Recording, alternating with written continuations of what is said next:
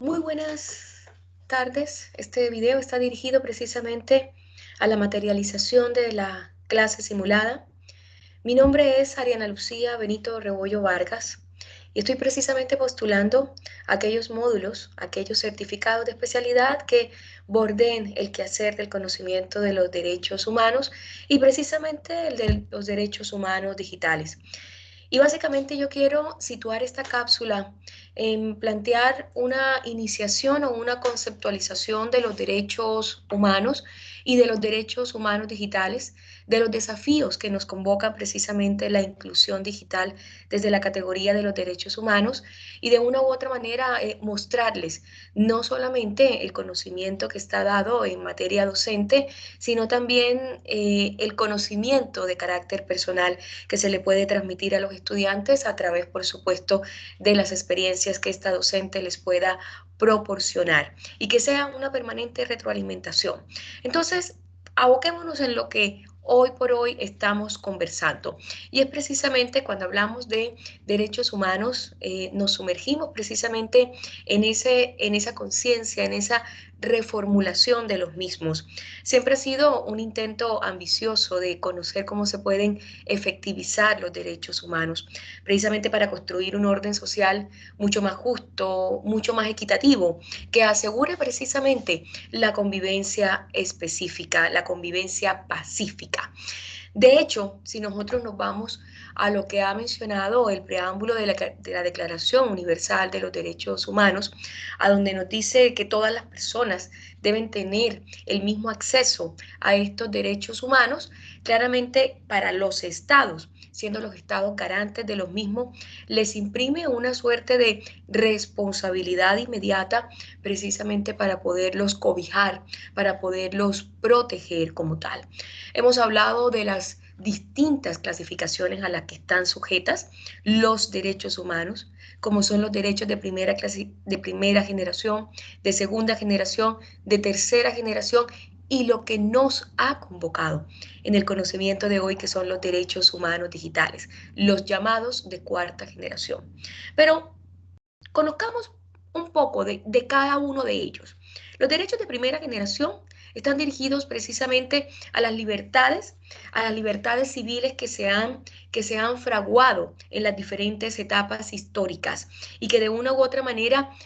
han reconocido el hecho de que el ser humano no solamente tiene una suerte de derechos, sino también tiene una suerte de deberes que están conexas precisamente con el ejercicio de esas libertades que se materializan desde el entorno civil y político como tal. Esas libertades encuentran su nicho perfecto en lo que se ha llamado el Estado de Derecho como tal. Y claramente pudiésemos mencionar algunos de ellos como ejemplo: el derecho a la libertad, el derecho a la igualdad, el derecho a la dignidad, el derecho a la vida y a la integridad personal, el derecho a la personalidad jurídica, el derecho a la presunción de inocencia, el derecho a la intimidad o privacidad, el derecho a una nacionalidad, el derecho al matrimonio y el derecho a tener una familia. Hacen parte de estos derechos de primera generación. Y los derechos de segunda generación están dirigidos precisamente a aquellos llamados DESC o derechos económicos, sociales y culturales. Y los derechos económicos, sociales y culturales tienen una connotación precisamente social, dirigida precisamente a conocer aquellas condiciones de trabajo, de vida dentro de las organizaciones laborales puntualmente. Y claramente cuando hablamos de los derechos económicos, sociales, estamos abocándonos a un reconocimiento de la clase trabajadora, a un reconocimiento de esos derechos del contexto social, en la cual el Estado, por supuesto, se convierte en el principal garante. Los derechos de tercera generación son llamados derechos de la solidaridad, complementados precisamente por los derechos de primera y segunda generación, pero también aquí también hay una suerte de reconocimiento a los pueblos originarios como tal.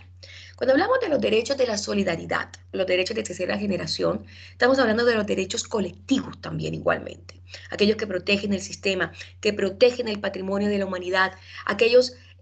relativos también de una u otra manera a ese conocimiento primario de las tecnologías. Y es precisamente los derechos de la tercera generación los que abren el camino para hablar, por supuesto, de los derechos de inclusión digital o de los derechos humanos de cuarta generación, reconocidos, ojo, a partir del 25 de mayo del 2009, a través de la UNESCO ya se dio un claro reconocimiento para propulsar el desarrollo educativo y comunitario mediante el uso de las tecnologías como tal.